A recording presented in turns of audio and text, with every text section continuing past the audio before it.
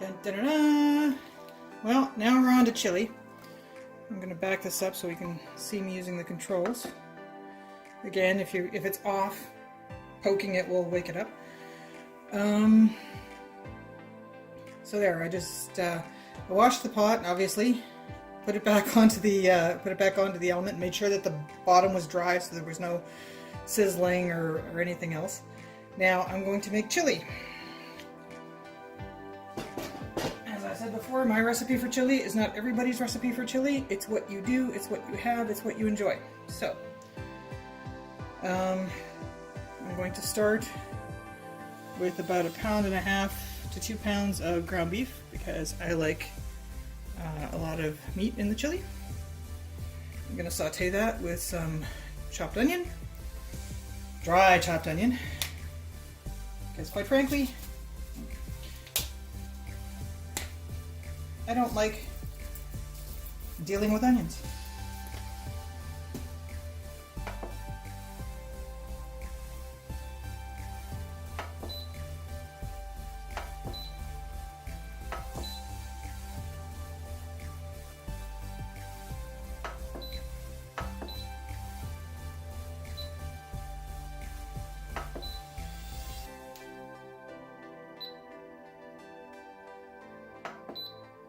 Okay, I'm setting I've set the saute temperature to high, and I'm going to start it up. And I'm going to just break this up. And chili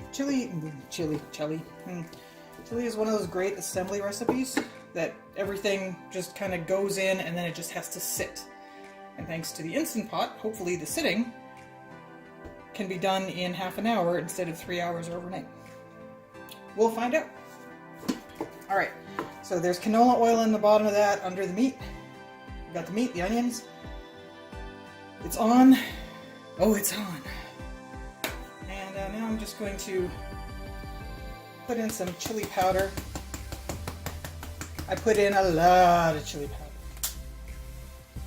But we're starting with this just to flavor the meat, because you have like one good chance to get flavor into the meat, and it's when it's raw.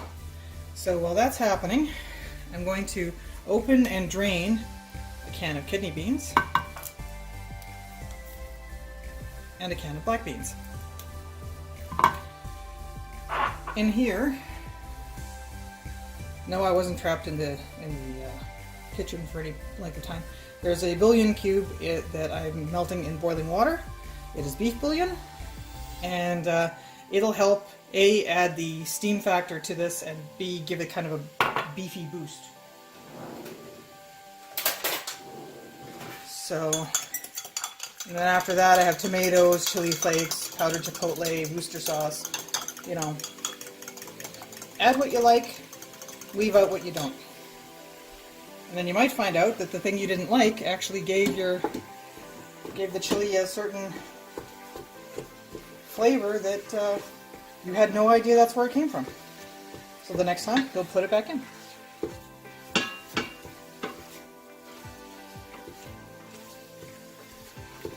Alright, so now this is proceeding apace. I'm going to drain the beans. We just find that when you drain the beans, I don't know, I get less gassy, quite frankly. Not to be crude, but there it is.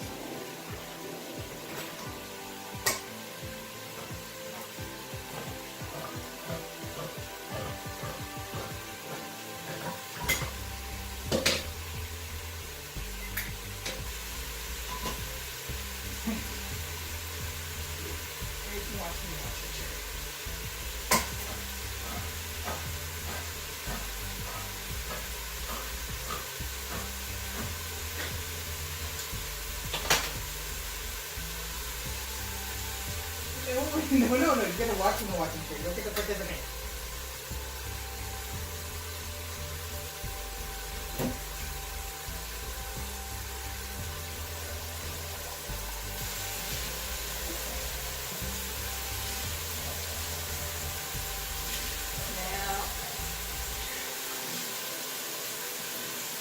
Now,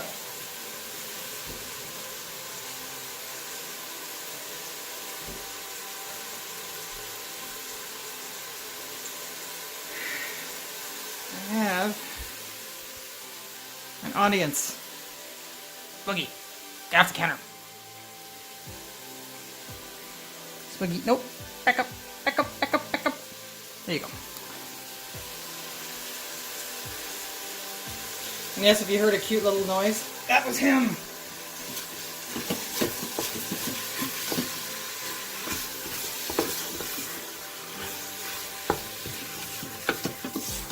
Now, as for your ground beef, this is lean ground beef. I get it from a local butcher.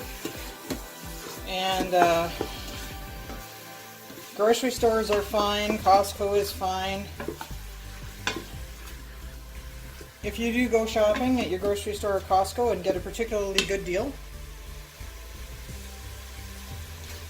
don't forget to put them in your zip top bag. Pardon me. In your zip top bag. In about 1 pound increments. It makes it a lot easier when you want to just throw something into the Instant Pot or make a small meatloaf or make a double batch of anything. Alright, oh, this is cooking nicely. I haven't cooked in here before, you know, I mean, aside from the rice pudding. And the chicken. Did I mention the chicken? It was a nice chicken. Alright.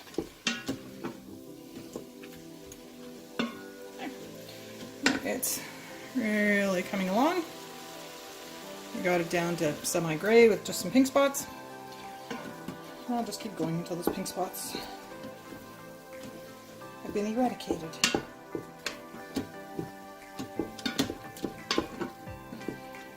Alrighty. Now it depends. Some people like to brown their meat completely. I just like to basically cook it through because this is going to be sitting, you know, this is a stew. It's supposed to be soft after the fact.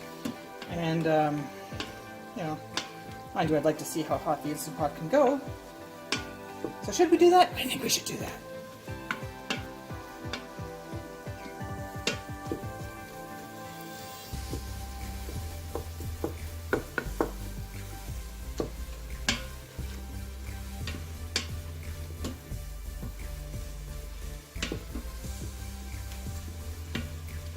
Oh, that's why he was on the counter.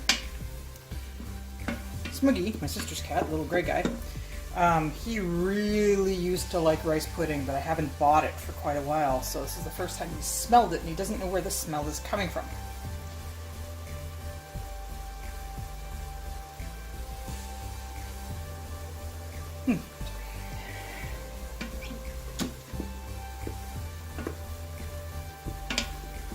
There's onions, there's beef, there's every good thing. The assembly portion of this is about 50 minutes. Oh. Adding to it, tomato-wise, I'm going to be using some diced plum tomatoes. And some strained tomatoes, a jar of strained tomatoes. So, this recipe, I plan on taking some and putting it in the freezer. It rarely happens, but, you know, we'll see if it makes it.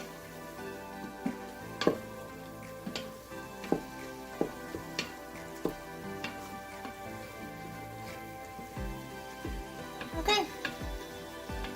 It is, it's all crumbly, there are no more pink spots. I'm going to throw in the stock now.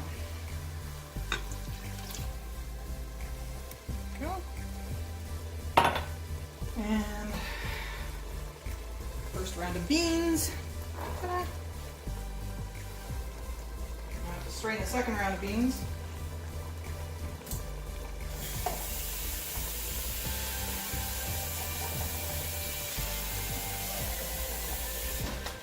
Why 2 types of beans, you want to ask?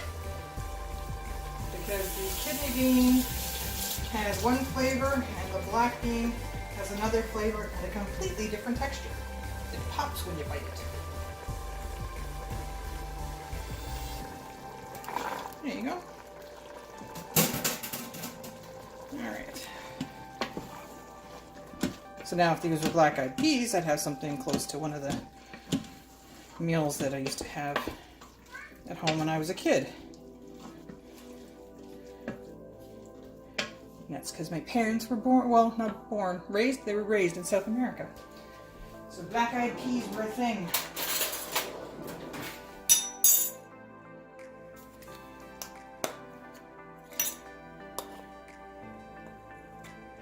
Alright, so there's one thing. I rarely measure, I usually just kind of dump, but since people are watching, there we go. 3 big things of our compliments chili powder. It smells kind of lemony.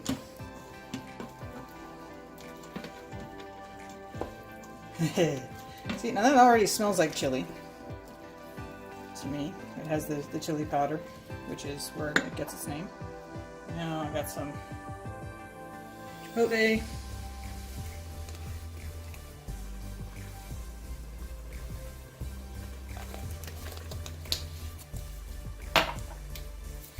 Some chili flakes. Oh God. Okay. I'm leaving that in, but there's going to have to be a little less chili flakes.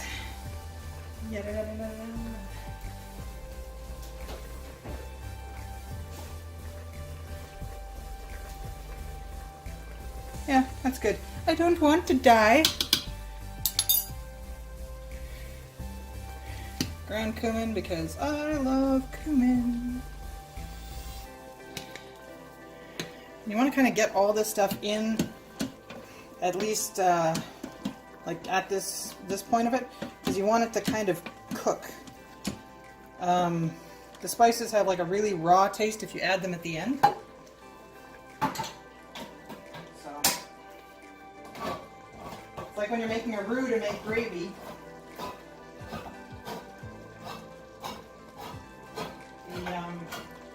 The flour is literally cooking when you're doing that. So. Okay. So this actually might be enough tomato. Let's see.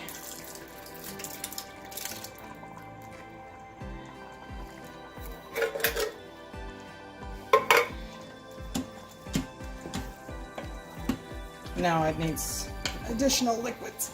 Oi. Maybe not. I don't know, and you can't tell me. Okay.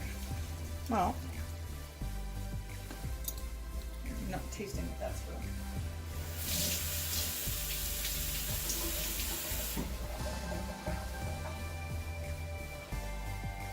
Let's see what we got here. I haven't added any salt to this either, but depending on the chili sauce, the chili powder, and the bouillon. Oh, it's quite nice. A little bit mild. Oh wait, no, it's not mild. Ah!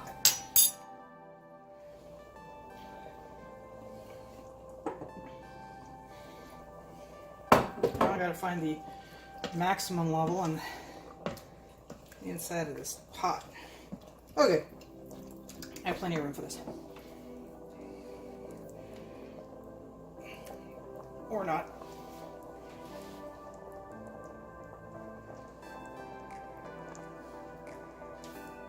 There we go. Whew.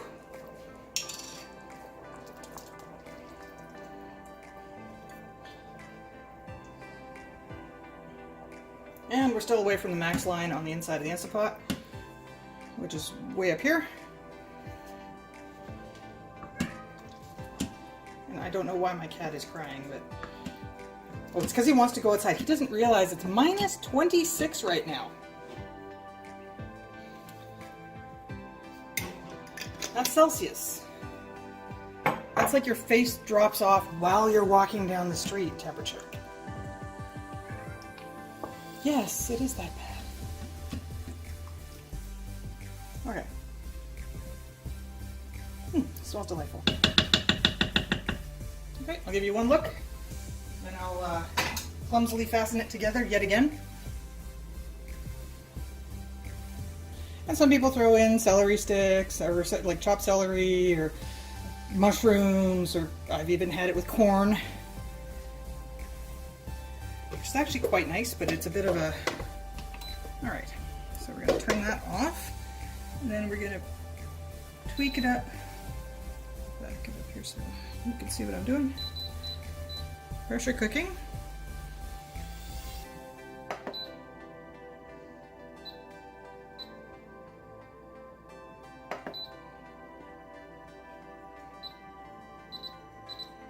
I just want to do it for, we'll say, 20 minutes.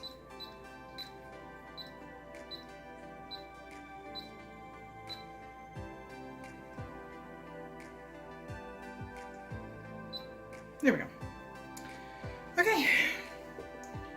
So once again, although I'm not sure I did it the first time, every time you use the pressure pot or any kind of pressure canner, cooker, whatever, check to make sure your valve is working. So this valve is loose. It's easy to knock around. It's well seated. This one, it lifts this one to force it open, and it releases nicely on its own. Okay, so we have a good release valve. I'm getting the hang of this. I'm a winner! And start. It's already done its pre-cooking, so it's just doing its thing now. I'm going to tidy up, and I'll see you in 20 minutes. Okay, so we're back. It's been resting for 16 minutes and counting. Yes, I could let it passively lose pressure all the way down. But you know what? That's not me. So I'm going to kill the program and vent it.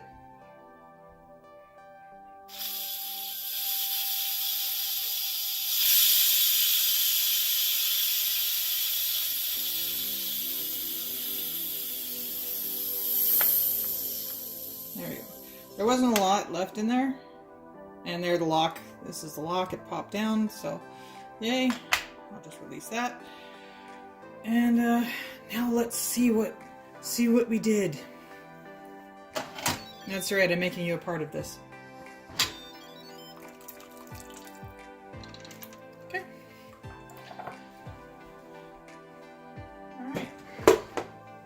So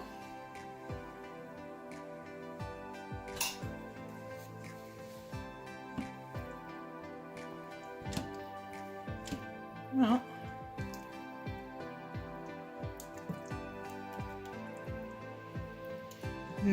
it smells amazing. But it is a little runny. So we'll just work on the saute on that.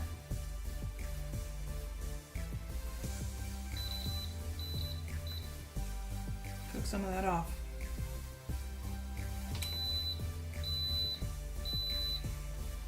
So while I'm doing this, I'll keep track of it, but it does have a great texture to it. It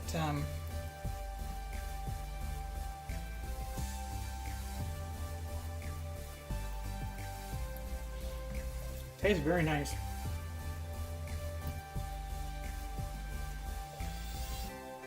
And there's the burn. But it's missing a few things. So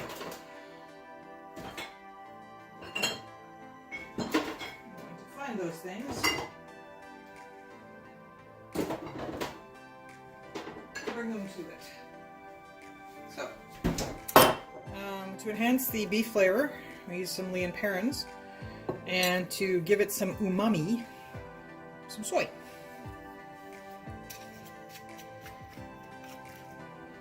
This is gluten-free soy. I know it's counterintuitive to add additional liquid, but well, it's already bubbling away. There we go.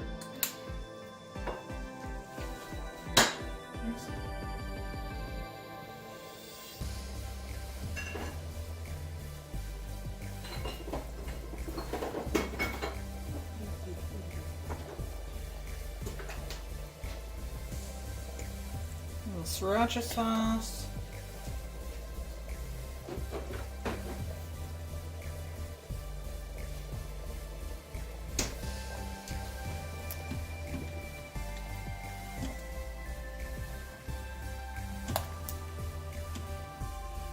already up to a boil.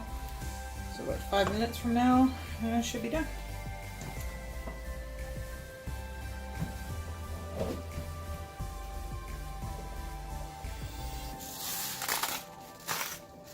And there's the salt that I didn't add earlier, because everything else had a little bit of salt in it. And you definitely want the pepper out where you can taste it.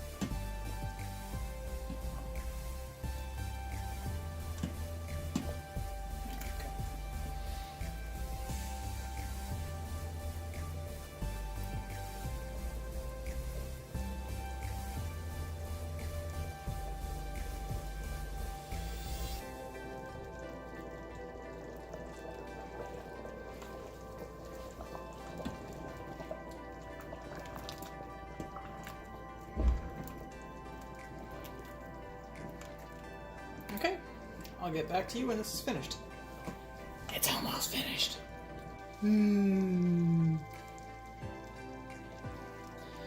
Alright, so let's just...